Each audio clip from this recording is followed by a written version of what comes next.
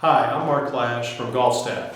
Today I'm going to show you how to be a volunteer to do scoring as a walking scorer, where we are calling it in every hole. One of the things as a volunteer you will be given at the start of your day is a bag. These are bags we have. It may be another bag, but one nice thing about these bags is it's great for inclement weather. You can keep all your stuff in it and keep it dry.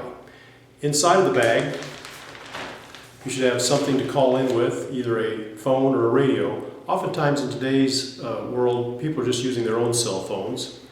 You'll also have something to write with, and most importantly, you'll have a clipboard. On the clipboard, in walking scores, you will have this scorecard that looks like this.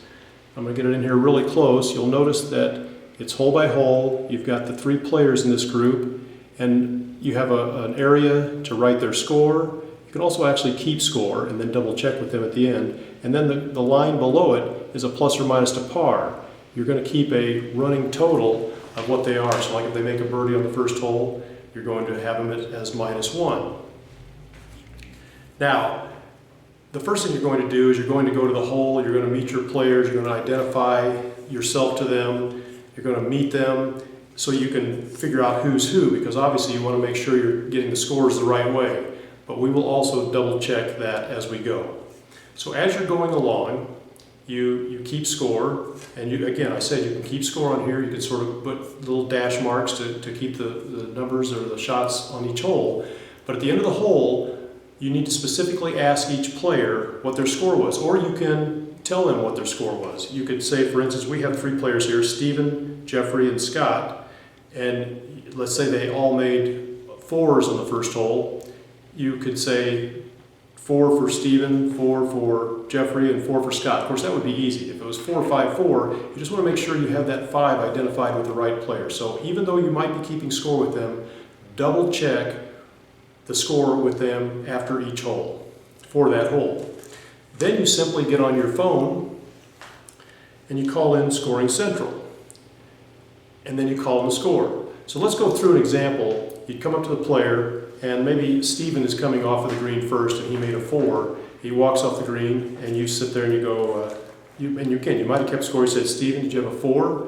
And he might say, yes, I had a 4. Now make sure, again, you call him by name every time, just so you got, just in case something weird would happen. Just make sure you call him by name. You'd write that down, and that's at that point even par.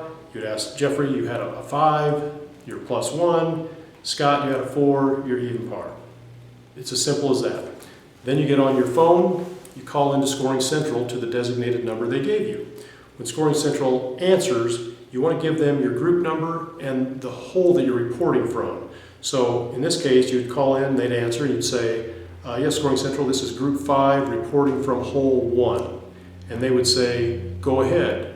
And you would say, the group starting with Stephen, and it's the first name. We like to give it as a label just to make sure, even though we've given them the group number, we've given them the whole number, it's nice to give that first name just so they're looking at the same sheet, and we just want to make sure we didn't make a mistake there. So you would say that was 4, 5, 4, even, +1, even. We'll talk about that later, but you want to make sure and give not only their scores, but then after you've given the scores, then go give the relationship to par, and that's cumulative. It's not for that hole, but like the next hole, if they all make birdies, they'd be -1, even, -1. But give it in that regard. They'll come back and they'll repeat it to you, and then you're done. That's it. You do that every hole. Now, I'm also going to show you what it's like in Scoring Central, because it's very important that you see what's going on in Scoring Central. A couple of little protocol things. Obviously, as a scorer, you want to stay out of the player's line of sight when they're making shots. You sort of want to be incognito until after the hole. They'll know to look for you. They do this all the time. They'll know that you're keeping score. And of course, the fact that you're walking with them, you will build a relationship. It's nice to have 3 new friends that you didn't have before at the end of the round. Be cognizant of their game. You know, they're settled in their mind and playing their game, they're concentrating. If they make a birdie, it's okay to say, great, that's a nice score. If they make a bogey or a double bogey or something, just take the score and say thank you. You don't need to say that's too bad. Don't get caught up in their misery. Let them battle their own battles in that regard. Just be positive on the positives and let the negative ones go. Okay, now let's go inside of Scoring Central and take a look at what they're doing inside there on the same situation we just talked about. Okay, now I'm inside Scoring Central. And inside Scoring Central, I probably have a phone, I might have a landline, but I just took your call giving me the scores on that first hole. Now remember in the example we gave, we said 454 on that first hole because I just wanted you to see the difference in the cumulative score. We're actually doing this from a tournament that actually took place, and these players, they actually made 444. Now when you look at the sheets, you'll see that in Scoring Central, as the scores were called in, they wrote down all the scores and they wrote the cumulative plus or minus par as they went along. Okay, notice now that you see some check marks at the bottom. I've added those. That's an internal thing that they do in Scoring Central. What happens is when you call in this particular event there were 25 groups. This is group number 5 that we're using as an example. And when you call in, the person you call into will have a certain number of sheets and they have to go through and find the exact sheet that you're calling in for. That's why you might find a little delay when you first call in. They may say, just give me a second. And then they'll say, okay, go ahead. They go find the sheet, they write the scores down, and then they'll hand that off to the computer operator. The computer operator will then put it into the computer. They'll check off right there, like after they put this 6th hole in, they'll check that off and hand it back to the person taking the scores. That way, as things get going in a hectic fashion, they know internally which scores have been entered and which scores have not been entered. Notice this is the example we used. If we go zoom in here a little bit, you can see that there are the players' scores for the 3 people we used in the example. The nice thing about the software is if you start on the front 9 or the back 9, it automatically goes to the correct hole as you're putting in the data.